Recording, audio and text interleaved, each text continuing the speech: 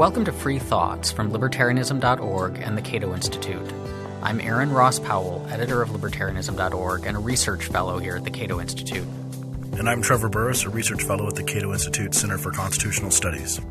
George H. Smith was formerly senior research fellow for the Institute for Humane Studies, a lecturer on American history for Cato Summer Seminars, and executive editor of Knowledge Products.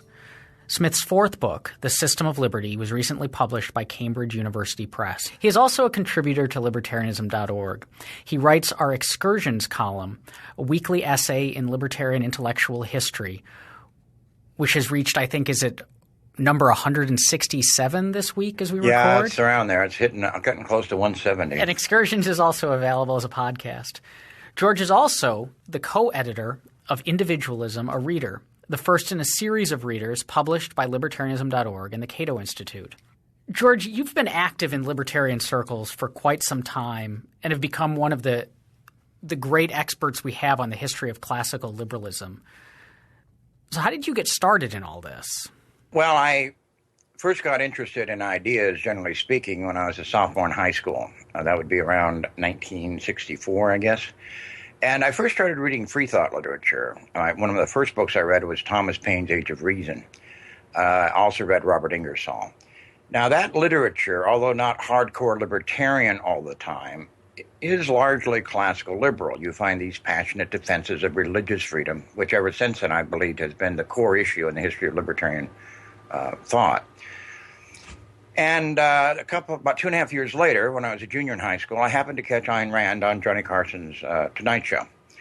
And I'd never heard of her. I'd never read anything by her, but I was immediately taken with her. I just liked her upfront attitude. I know that a lot of people think she was over the top, but she was a tough lady, and you had to be tough back then to be a woman writer, free market in an age in the 50s when, the Soviet Union was all the rage. So I admired her immediately, and I admired her because she was so candid and unapologetic. And I think a couple months after that, I was in a local bookstore in Tucson with a friend and happened to run across The Virtue of Selfishness.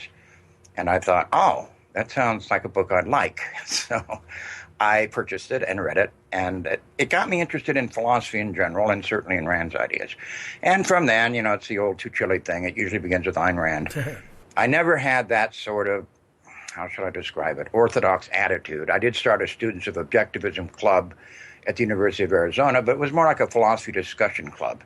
Probably because of my background in free thought, I had no patience for that true believer mentality, if you know what I mean. Mm-hmm. A lot more of those types were around back then than probably are around today. And so it was kind of a philosophy discussion group, but I read more widely than just Rand. I read Rothbard, Mises, Hayek, and established on the university one of the first SIL chapters on any campus, so far as I know. And what does SIL stand for? Society for Individual Liberty. It was a precursor to ISIL, not the terrorist Islamic group ISIL, but International Society for Individual Liberty. And Garrett Wolstein and Roy Childs were the two people behind that. That got me into correspondence with Roy. Later I met him, and so on and so on. And then you eventually you professionalized it in some way. Was Institute for Humane Studies your first professional association, or? Yeah, well, either that or Cato. I don't recall which. My problem was lack of academic credentials. I mean, I'm gloriously uncredentialed. I don't even have a high school diploma. And launching out basically an academic career without so much as a high school diploma is not something that most people would advise one to do. I wonder how many people without a high school diploma have published a book with Cambridge University Press. Yeah, that would be a really good trivia question. I agree. Well, when David Bowes, of Cato, of course, first informed me that Cambridge had agreed to publish it, you could have pretty much knocked me over with a straw. I never imagined they would. I thought without credentials, I did talk myself, I should say, in the interest of honesty, I did talk myself in the University of Arizona without a high school diploma.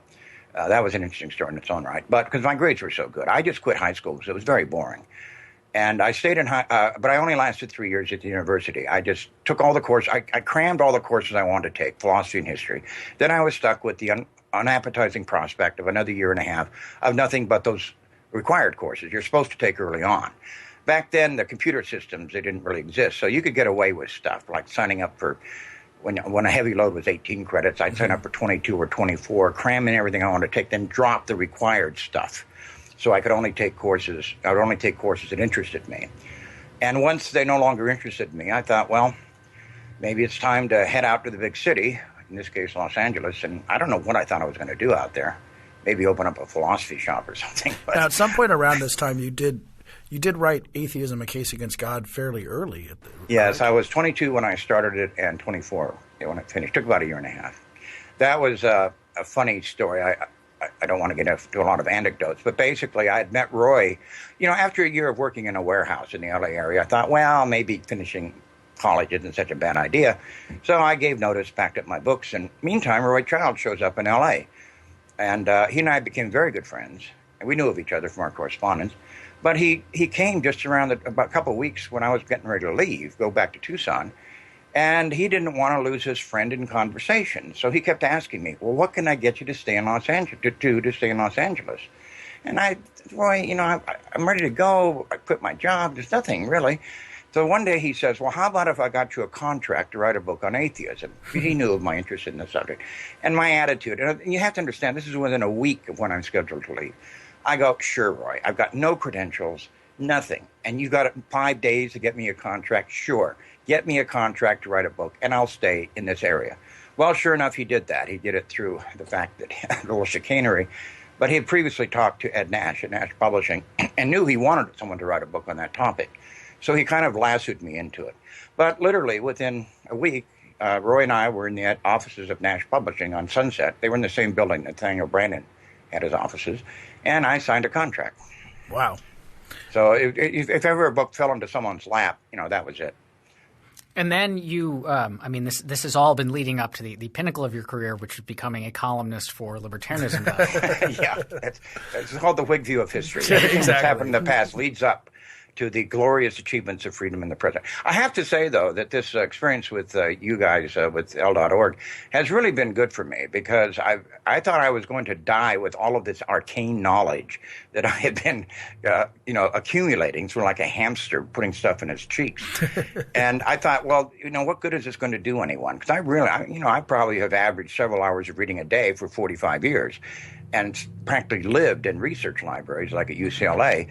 And you read a lot of stuff, and I was very interested in it. And I thought, well, but this is, I'm never going to be able to write about all this stuff. Well, the L.org excursion series has given me a chance to, get a lot of that out. And I actually very much appreciate that because I don't feel all that time was wasted now that I spent studying. Well, then let's turn to the book. Which is a product of that hamster cheek accumulation of knowledge, or partially. Yeah. Yes. So you and I talked quite a while ago about putting together this series of readers, and ended up picking individualism as the first one. So, why individualism to kick off this series? Well, first of all, I want to say that this series was your idea. It's not like Marilyn Moore, my co-editor, and I came to you. So you deserve credit. People should know that this was your baby. And you came to us, or came to me, and then I wanted Marilyn as a co-editor. So you deserve credit for that. But I don't know. You asked me to draw up a list of possible books, as I recall, and I thought there was a lot of stuff on individualism that really needed to get out there because, as I explained in the introduction to the book, there's just these terrible misrepresentations of individualism. I start off the introduction by commenting on a recent book by, what's his name, Claro or something. He's a professor of sociology somewhere. The Myth of the Individual or something right. like that. And he starts off talking about extreme individualism being represented by the Unabomber, Kaczynski. And I just, it's one of those things, you ever pick up a book and just want to tear it up immediately upon reading the first page? I just thought, this is really gutsy in a bad way. I mean, this is just outrageous. Introducing students, and it's intended as an introduction to sociology, that this is how bad individualism is. Because if you're an individualist, you'll end up being a Unabomber, in effect. So anyway, I just thought there was a lot of important stuff, so we came to the agreement that individualism should be the first reader. Because there is a lot of material in there that even longtime libertarians have never read. So what, in addition to I have gotten the Unabomber comparison too, but in addition to that really bad description of individualism. What are some of the more pernicious ones? In the introduction, you write, individualism originated as a term of opprobrium, and it has retained its negative connotations to this day among both conservative and socialist intellectuals. In what way do they kind of describe individualism? Well, the interesting thing, which I also discussed in the introduction, is that the most common criticism, and what makes this interesting, is it's voiced by both people on the right, such as Edmund Burke, and by people on the left, most notably Karl Marx. This is something conservatives and socialists have in common. Both attack individualism for what they call social atomism, and it varies. The stereotype varies, but basically it means that individualism views people, sociologically speaking, as isolated atoms, sort of on their own Robinson Crusoe items, owing nothing to society. They don't realize that they couldn't have done anything without society. The language alone requires social cooperation. In other words, to make this as brief as I can, the stereotypical idea of individualism is somehow thinks that the individual is self-sufficient. And it's a parody, really, because as you guys know, you're both very well read in this literature, the leading so-called individualists, such as Adam Smith being the most notable example, sociability and the importance of social relationships is paramount in all of these people. It's not just mentioned, it's a major theme. Herbert Spencer is another example. Now, if ever there was an extreme individualist, certainly Spencer was one. You know, he's a founding father of sociology, for crying out loud. And many of his volumes deal with social relationships and the importance of social relationships. The difference, of course, is that these individualists believe primarily in voluntary social relationships, not in the coercive social relationships imposed by a government. That's the difference. It's not that this Robinson Crusoe idea that somehow, we're self-sufficient. Economics grew as a discipline with and primarily by individualistic thinkers like Smith and Ricardo and these people. Economics itself is built on the idea of the importance of voluntary social cooperation. So this is just one of those ridiculous myths. There are some others as well. Some are the kind of typical individualists, and sometimes Ayn Rand will be cited here, are selfish. They don't care about other people. Whereas, of course, we all know that leftists and progressives, they really care about people. That, it seems to be the primary claim to fame. They really care. Well, it's interesting because I was just looking at it shortly before this interview. There's a brief excerpt in the Individualism Reader by Oscar Wilde from The Soul of Man Under Socialism. And I should note that socialism didn't mean in the 19th century what it necessarily means today. Was it more of a Shavian type of thing? Sorry? More of a Shavian type of thing? It just meant voluntary social cooperation. You find a lot of freethinkers in the 19th century talking about socialism, but they were talking about Robert Owens, of cooperative societies. These were not coercive societies. Benjamin Tucker, as you probably know, the great American anarchist, called himself a socialist. But he also explicitly wrote against what he called state socialism. Socialism back then, it didn't always mean this, but it often meant the benefits of social cooperation, so as opposed to state coercion. So, meanings change this way. But anyway, Oscar Wilde made the, I think, fascinating point, and it's a fairly short excerpt. He says, it's not, talking about selfishness, individualists being accused of being selfish. He said, it's not selfish to want to live your own life according to your own judgment and pursue happiness in your own way. What is truly selfish is to insist that other people should live their lives as you think they should to be happy. It's really a very interesting insight. He said, selfishness demands uniformity. It demands that everything conform to itself. And the least selfish people are those people who just think people should be left alone to live their own lives. That's the ultimate tribute you can pay to other people. If you want my advice, if you want my help, that's fine. But otherwise, you're free to do what you like. Yeah, there's a quote in the Wilde essay, which I starred a bunch. A red rose is not selfish because it wants to be a red rose. Exactly. It would be horribly selfish if it wanted all the flowers in the garden to be both red and roses. Right. And that, I've read a lot of this literature, and I've read at some point Wilde's Soul of Man Under Socialism. But when Marilyn and I were going out to pick out the best excerpts, sometimes when you pay that much attention, individual lines will strike you and say, boy, that's really good. And when I was, preparing this anthology, in fact, Marilyn pointed out to me, she says, isn't this a good insight by Wilde? And it is. And it's one of those nice, very well, of course, he was a great writer, and that doesn't hurt. But it's a wonderful point. I want to ask about, I seem to ask this in every episode of Free Thought, something about motives. When people are criticizing individualism, or when they're, I mean, specifically when they're misrepresenting it, as you've been describing, is this misrepresentation coming from a desire to undercut this idea that may be incompatible with their preferred social organizing principles or preferred, scope of government power? So it's, individualism is something that's threatening to their preferred worldview, so we need to make it out to look really bad? Or is it more that these notions of individualism, the kinds that the individualists are articulating, are so alien to the way that these people, Burke and Marx and other critics, think that it's almost like they can't quite understand it, like they're making an effort to understand it but doing a very poor job of it? Well, I think it's probably a combination of both. One way I've disagreed with a lot of my academic colleagues who are libertarians over the years, in fact, I've gotten into some arguments about this. I think generally you should presume the honesty of the motives of your adversaries. But I've run across too many, shall I call them lefties, in my life, in person and in print, that I just think they have malicious motives. I don't think really some of these people care that much, how much they misrepresent individualism. I think they're just convinced that they know the way. This is a sort of, anybody who stands in my way is an enemy. And they certainly don't bother to read, most of them, I should say. There's always, please understand, I understand there are exceptions to this. There are intelligent lefties, there are well-meaning lefties. But I'm talking sort of about run-of-the-mill types. Calero might be an example. I don't want to pick on him in particular, but the misrepresentations of individualism by the left are so egregious sometimes. Spencer, of course, I've written about this on the excursions on the all.org site. My conclusion there is that they just don't bother to read them.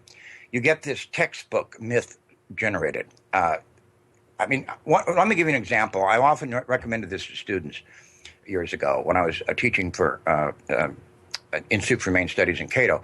I said, okay, suppose you want to assess a history of political thought book, or you got one for your college class and you need to read it. Go to the index, look under Spencer. Now, usually these books will have something on Spencer. He was just too big of a figure for them to ignore entirely. Sometimes it will be very short, a few paragraphs compared to, say, J.S. Mill, virtually an entire chapter, even though in many respects Spencer was far more important than Mill was, far more widely read in his time. But I said, look under Spencer, then go to the text. And if in a few paragraphs, one of the dominant things you read is Spencer was a social Darwinist, blah, blah, blah, I said, then you can be sure that this is not a reliable text. Because what's happening here, not that the writer is deliberately distorting Spencer's ideas, but he hasn't read Spencer. What he has read instead are the standard secondary accounts, and he's merely regurgitating what somebody else was probably regurgitating, going back to a number of writers, back even to the late 19th century. Now, fortunately, that has changed, especially with Spencer.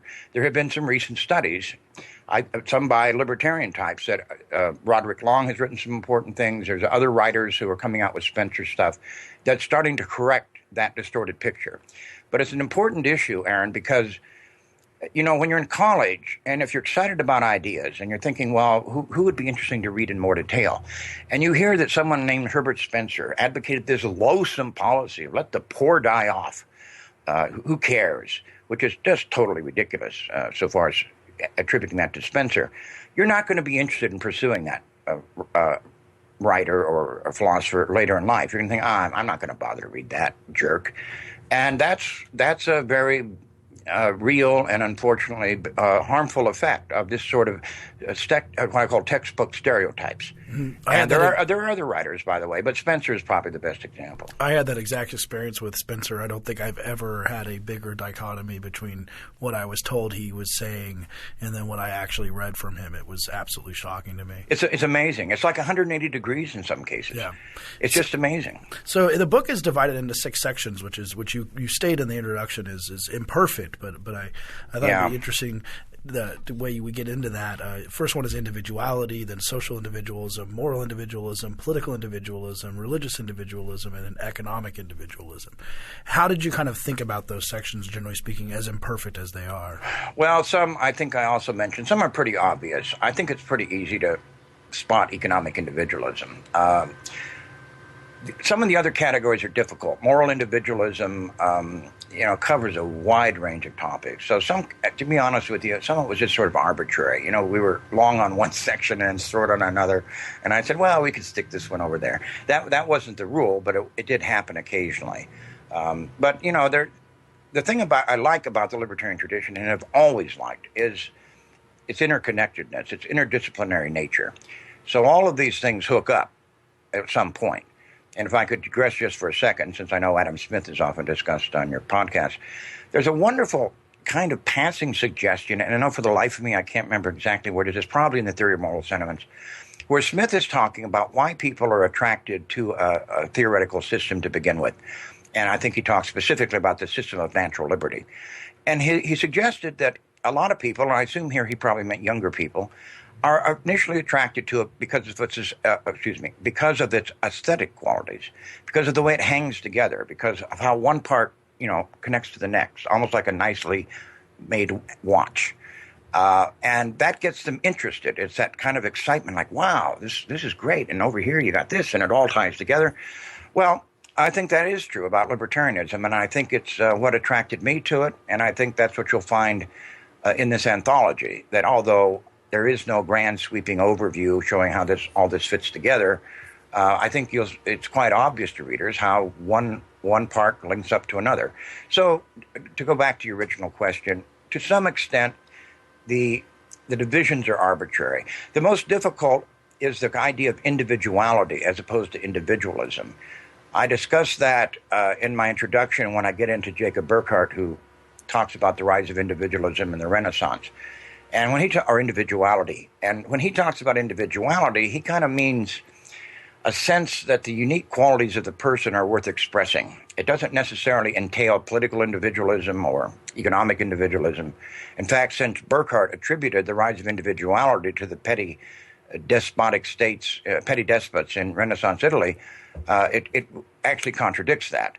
But you do have this, according to Burckhardt, some historians would argue it goes back earlier, you have this conception of individuals as unique and worthwhile in themselves, not as parts of a group, not as what your status is, what your ranking is in the social order, but your unique characteristics are valued for their own sake. And that's more or less what has been meant by individuality. Well, in the Mill essay in particular, which I think I first remember reading is some sort of excerpt when I was a teenager, and it seemed to me like a very big rumination on how important it is to be a nonconformist, which I really liked when I was a teenager. But there's a line where it says, no one's idea of excellence in conduct is that people should do absolutely nothing but copy one another, which is a great line. And that Mill one is really about developing the self, correct? Yeah, and the thing of Mill, and we also include the chapter from von Humboldt, Wilhelm von Humboldt. And Mill quoted him, and you'll see the similarity between the two ideas, because what both philosophers stressed was it's not just enough to have freedom of action to develop individuality. You also have to have a variety of circumstances. And what that does, it links the political, namely freedom, to the cultural. So the idea would be, suppose if you had freedom in a very rigidly orthodox society, say a deeply religious society where if you're not punished in the sense of you're not put in jail or fined, but if you go out of the orthodox way at all, you'll be shunned. So it's now, I would argue, well, that's the way it is. I mean, some communities might be like that. If that's what people want to live in, that's their business. But both philosophers, Mill and Humboldt, argued that if you really want to develop individuality, you need a cultural variety of circumstances. You need what today would be called a pluralistic society. And that's what they were defending on the social side, on the cultural side. Not just political freedom, but an arena that is diverse enough that each person can exercise his or her own unique talents in that society. And then that led to the idea of increasing individuality. That is to say, once you become good as an actor or a singer or a writer or whatever, you then become highly specialized, and then you can interact with other people, and you'll both benefit. All those people will benefit from the skills and insights of other people. It's really a division of labor argument applied to individual characteristics. It sounds like Haight-Ashbury in about 1968. Everyone can let their freak flag fly and hang out together and trade ideas, right? Yeah, but I think probably it requires fairly intelligent people. Yeah, except for that other part too. Yes, I agree. I'm not sure. I don't want to knock Haight Ashbury, but I'm not sure. Yeah, but the idea there being yes.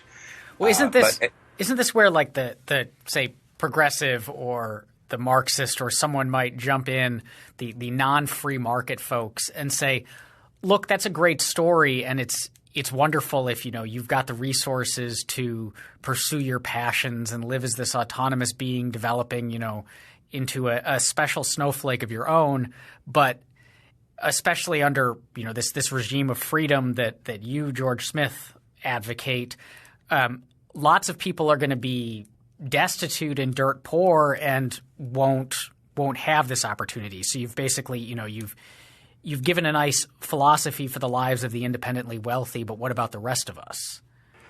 Well, that I guess presupposes the economic argument that a free market will result in vast numbers of dirt poor people, and obviously we don't agree with that. When you have dirt poor people under governments, I mean, to a certain extent, I think you're always going to have poor people for whatever reason. There's no magic cure to that. I mean, I think Mises once said that poverty is really the natural condition of humankind. The remarkable thing, the thing we need to explain, is not why some people remain poor, but why so many are no longer poor. That's the progress. I think I'm not a utopian. I don't think that a free society will ever reach the point where you won't have, certainly you'll have people that have misfortune, but I don't think you're going to have people masses of people that are desperately poor for economic reasons. So that's the premise of that argument. But let's suppose it was true. What's wrong with voluntary charity? Whenever people ask me about that, I remember I was arguing, it wasn't that long ago, it was a free thought meeting I went to, and some global warming fanatic, and I'm sort of neutral on that. My skepticism is about the computer models that project all of these catastrophic consequences, but let's leave that aside. But as soon as he found out I wasn't completely horrified by the prospect of global warming, he started, well, don't you think, da-da-da. I said, well, now you seem to think this is going to lead to a catastrophic consequences, like, what, in 20 years, Yeah. And I said, well, then, gee, you must donate, 90% of your income to this cause? Because if it's going to wipe out the human race, then surely. Well, it turns out, of course, he doesn't really donate anything. Well, I pay my taxes. Well, that's the kind of the hypocrisy in this. Anybody who has that, oh, what about the poor? I would wager that conservatives and libertarians probably do more, show more concern for the poor than many lefties do. I think that's actually been demonstrated in terms of charitable giving in a couple studies, that conservatives and libertarians give more than people on the left. Right. Which is interesting, could be interestingly tied to individualism in of itself, because part of the interesting question in individualism might be how you extrapolate from the way you view yourself and what you think about your own life and your own inner desires and goals to what you think the rest of society might be like, for example. And if you think about people like Adam Smith and people like Herbert Spencer, who did so much championing of individual beneficence and individual charity, right. And then you wonder whether or not those who think that individual charity as on that basis is adequate or inadequate for helping out the poor, maybe they're just extrapolating that they don't feel very charitable themselves to a broader view of society. Right, I agree with that, and I have a hard time understanding the mentality of the do as I do types. I've never understood that. Ever since I was a kid, I used to wonder, why is it so important that other people snap into line with what you think they should do? I've met many libertarians like that. I have this sort of insufficient theory. I was going to say another word, but insufficient theory of the libertarians. You know who that libertarian historian was? He died some time ago. James Day Martin. Mm-hmm. He had a theory that libertarians are born and not made, and the idea was that certain people are. I don't agree with this, by the way, but it may be true to a certain extent. That certain people are just born with this kind of libertarian sentiment. And most libertarians I talk to certainly can identify with that in their early lives. They didn't like to be told what to do without a reason. I was like that with my parents, and they caught on very early. If my mother said, do this, and I say, why? She said, well, I'm your mother, that's why. I said, just give me a reason. She'd give me a reason, and I'd go, oh, okay. And I suspect a lot of libertarians will identify with that. I don't know what the early training or upbringing is of statist or control types, but it's a very different way of looking at the world. It's this sort of sometimes characterized as sort of utopian view, or it's what Rand would call altruism. I know what's best for you. I've studied this problem, and I know what's best for you. So when I use force against you, when I pass a law to force you to do something, it's really for your own good. Now, I find that deeply offensive on a personal level. It's like what Adam Smith said about the apprenticeship laws. He called them impertinent. That government's going to come in and tell the employer and the employed, we know what's best for you, is that these people can't make that decision for themselves. And he used the word impertinent, which I've always remembered, because that's something I think libertarians sometimes miss. They talk about the economic efficiency. They may even talk about natural rights. But the sheer impertinence of some government bureaucrat coming up to somebody and say, well, I've made this decision now. You have to buy this insurance and you have to do this. You can't do that. But rest assured, it's all for your own good.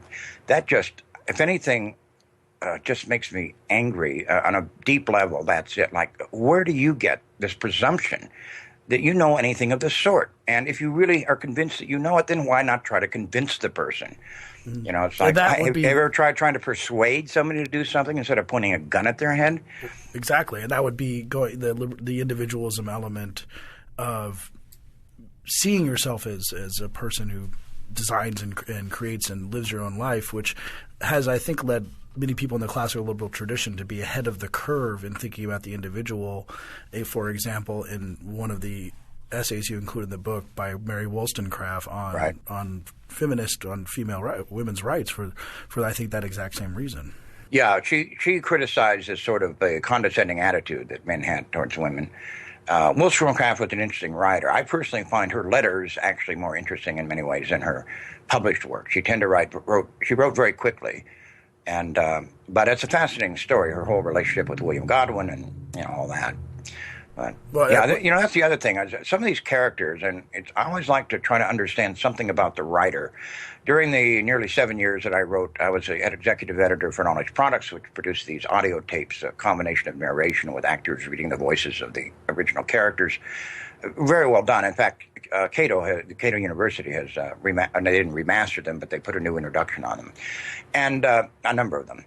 And one thing I did when I wrote most of the original series on great political thinkers, and one thing I did was try to understand the mindset of the person I was trying to explain. Because a number of the people I wrote about I didn't like. They're like Thomas Hobbes. I wrote a 2-tape set, roughly 90 manuscript pages. And I resolved that I would read over and over again Leviathan. I'd always buy 3 copies of a book, and then I'd go through one, mark it up, and I'd go through a clean copy to erase any preconceptions, things like that. I had these things I went through because I did want to represent, honestly, the point of view. I just didn't want to do a hatchet job on these guys. And I swear to God, I almost got to the point, or really did get to the point, where I could sort of think like Hobbes was thinking. I'd say, okay, now my next step in this argument would be, if I were Hobbes, and sure enough, that would be his next step. So it's that kind of internal way of thinking. Now, with great thinkers, you can do that usually because they're concerned with consistency. With more mediocre thinkers and really low-level thinkers like politicians, you don't. It's just deuces wild. I mean, who knows? But what Wollstonecraft's letters kind of you said show that maybe about her. Well, she led a very tumultuous life. And a very interesting life. I mean, she was over in France during the early stages of the French Revolution. She wrote these very dramatic letters home because she was very pro-French Revolution, as were the other English libertarians at the time. And she was involved with that circle of people, William Godwin, Thomas Paine, those sort of radical Whigs that met fairly regularly at I forget the publisher's name. He published a lot of libertarian literature, but they met in the upstairs. Had these meetings. William Blake was a member of that group, and he wrote that famous poem Mary, which was about Mary Wollstonecraft. But there was this interesting group of people who met regularly. The same was true in France, of the so-called salons. Taverns were a very popular meeting place, especially in Scotland. The Scots loved to meet in taverns and drink until 4 or 5 in the morning, then they'd all go home. I think it's the same today, actually. I'm sorry, go ahead. I think it's the same today. Well, coffee houses exactly. Also very big. And, by the way, I'm starting to digress, and I swore I wouldn't do this. But one reason it can be misleading when you're reading somebody, think, well, who did he read or who did she read to get these ideas? Many times it was from conversations that aren't recorded because they spent much of their time in social groups. And those social groups had a lot to do, in my judgment, with the spread of libertarian ideas, especially in the 17th and 18th centuries.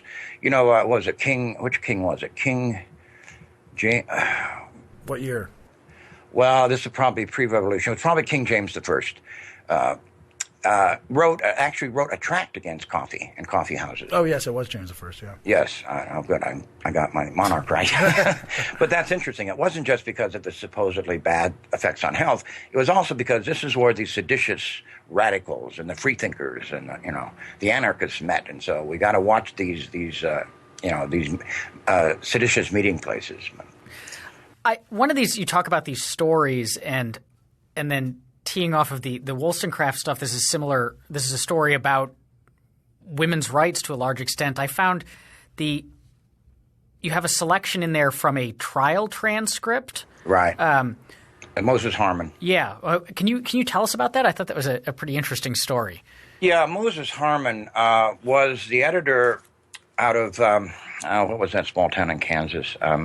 Doesn't really matter. He lived in a small town in Kansas, published a periodical. I used to have some copies of it, called Lucifer the Light Bearer. And this was a radical free thought paper, but it also advocated free love.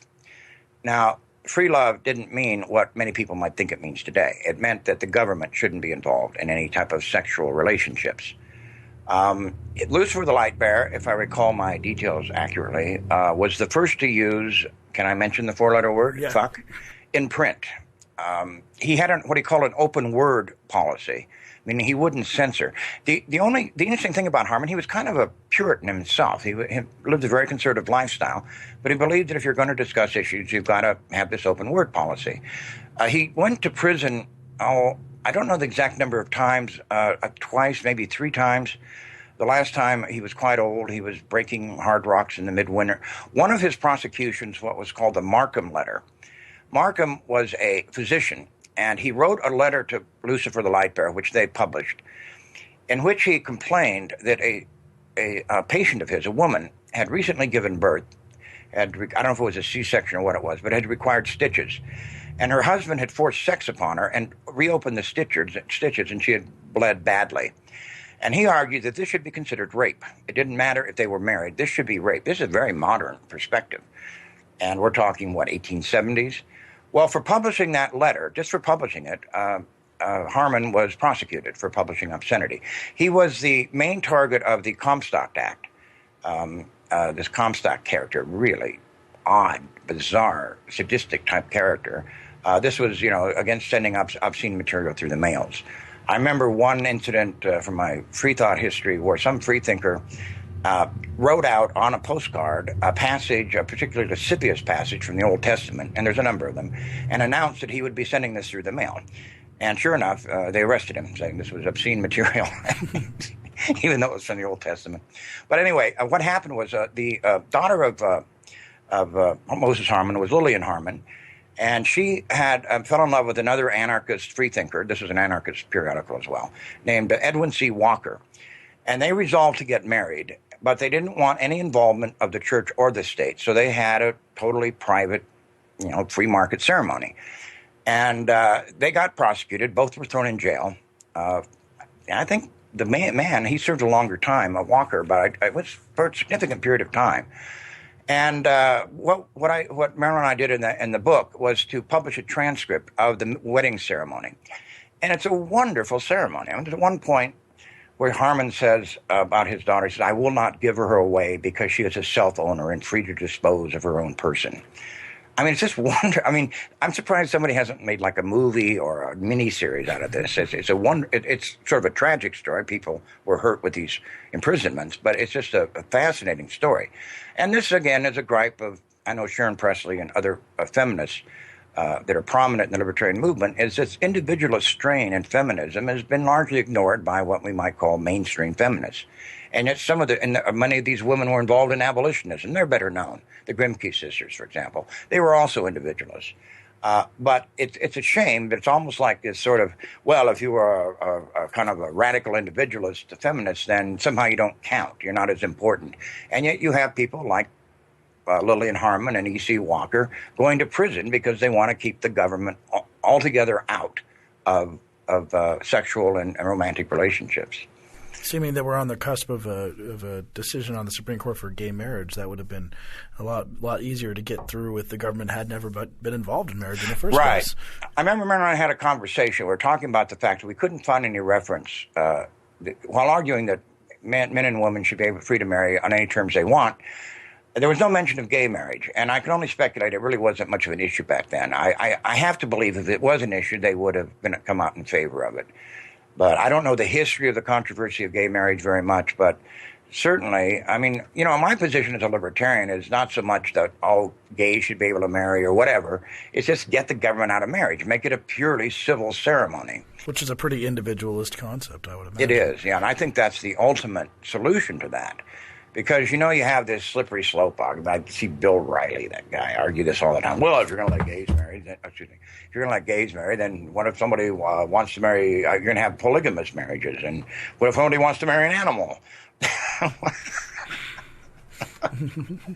This question, this tying together this the Lillian Hellman, not Lillian Harman, yes, Lillian Harman story with the current Supreme Court decision we're waiting on raises something I was thinking. Like these essays in this book are, for the most part, quite old.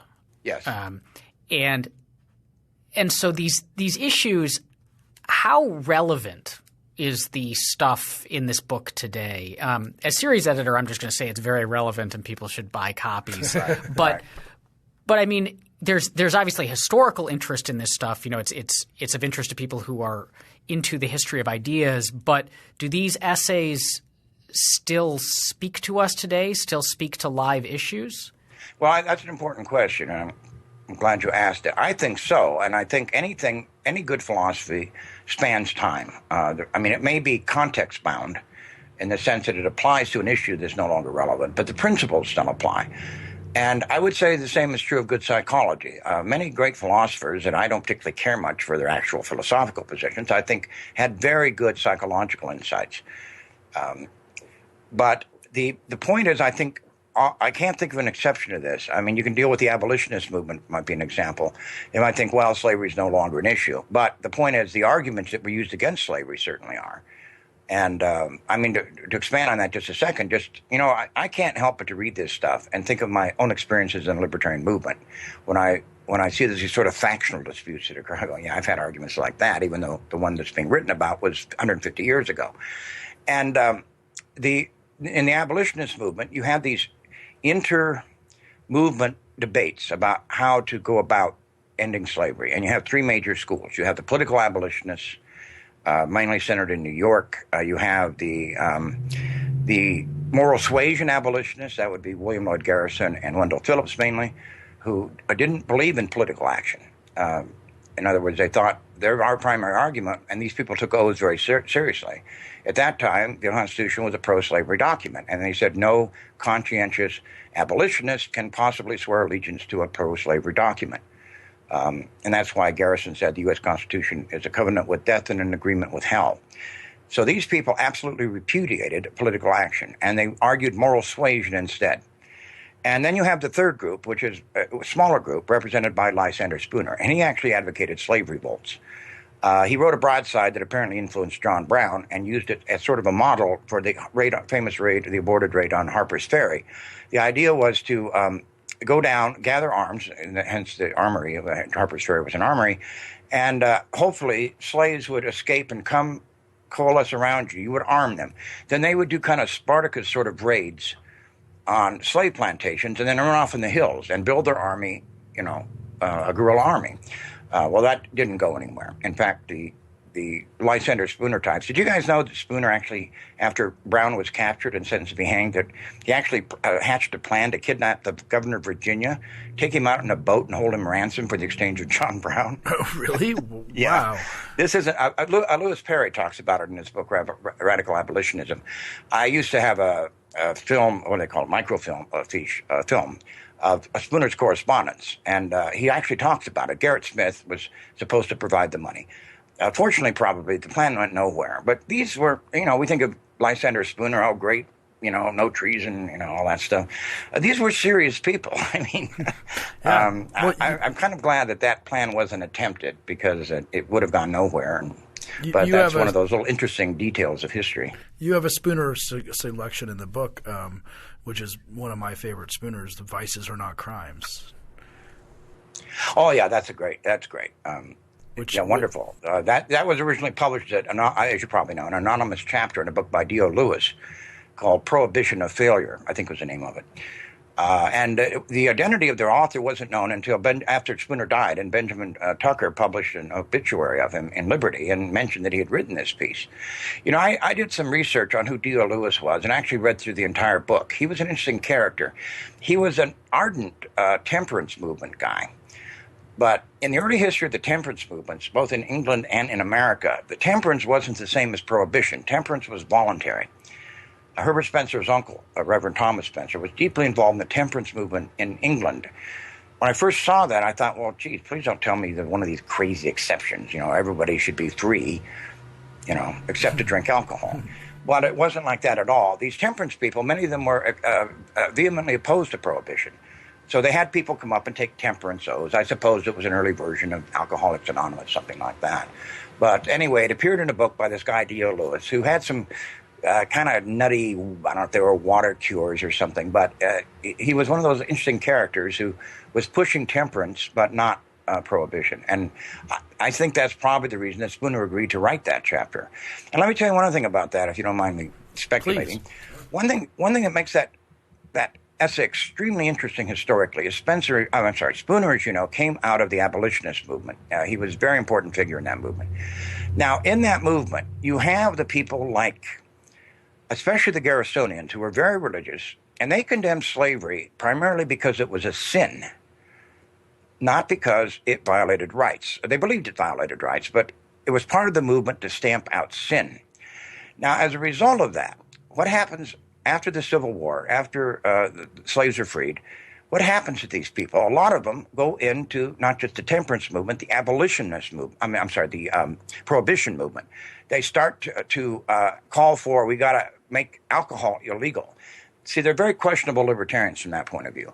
But what Spooner, I think, recognized was, okay, my fellow anti-slavery crusaders made a big mistake. Because the problem with slavery is not that it's a sin, it's a violation of rights, it's a crime. And I'm pretty sure he wrote that piece with that in mind, that so many of his fellow abolitionists did not distinguish between sins and crimes. And there's a very curious thing. I used to practically live in the UCLA Research Library. I went through the minutes of the Liberty Party, which in the 1840s was formed by the abolitionists. It was a single plank party, abolish slavery. That was it. Okay, at some convention, this was probably, this was decades ago, probably late 1840s, somebody said, we got to broaden our plank. This is just too narrow. We got to have more here. So they agreed on a second plank. And guess what the second plank is? Prohibition of spirits. Really? So talk about weird. That's one of those really disconnect. Well, what sense does that make? Well, the connecting link was the fact that these guys viewed slavery as a sin. And it was part of the crusade to stamp out sin. Now, I'm not saying there weren't some good libertarians in the abolitionist movement. There were, Spooner being another example, and there were a bunch of others. But that's one of those fascinating little glitches in intellectual history. I can almost remember the day. This must have been 35 years ago. I pulled out this thing, and it was the minutes of the convention, the Liberty Party convention. And I sat down and read through it for about 40 minutes, and then I got to that part about that other plank, and I just went, what? I did that kind of double take. If I'd been drinking water, I would have spit it out. But that's what makes these things interesting, is that, how were these people thinking? Anyway, I'm sorry for the long speech on Spooner. I've always waited for a chance to tell my theory about vices are not crimes, and now I finally had that chance. Excellent. Of all the essays that you collected in this book, which one's your favorite?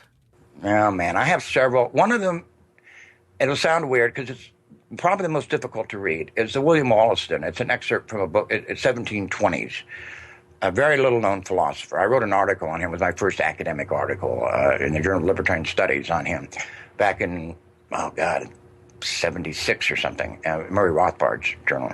And he's fascinating. He was very well known in his day. His book was a bestseller. It's virtually unknown today. Even historians of philosophy don't know much about it, but it excited a lot of interest. But anyway, it's I forget what we call the excerpt, but it's this discussion of individuality being part of the human personality.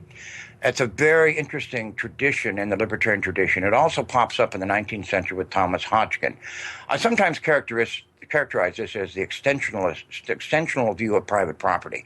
The basic idea here is in the justification of property rights. It's not just the Lockean, although there's some of this in Locke when he talks about mixing one's labor with the land. It's the idea that private property is an extension of the self, because you can't live in the real world without property. And when you create something or when you trade for it or buy it, that thing becomes part of you, an extension of you in effect. Now, I'm obviously oversimplifying this, but that's the general idea.